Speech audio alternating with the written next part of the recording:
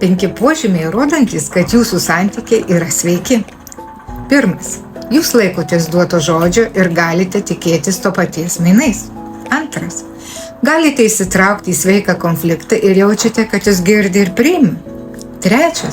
Jūs galite kartu spręsti iškilusios problemas ir galite būti savimi. 4. Galite atvirai kalbėti apie savo jausmus, nebijodami, kad jūs nuteis. Ir 5. Esate pasirengę priimti kitokią nuomonę negu jūsų. Pasitikrinkite, kokie santykiai sieja jūs. O dar daugiau naudingos informacijos, testų, psichologinių žaidimų ir kitokių menoterapijos metodų rasite prisijungę į mūsų klubą Moteriški sparnai.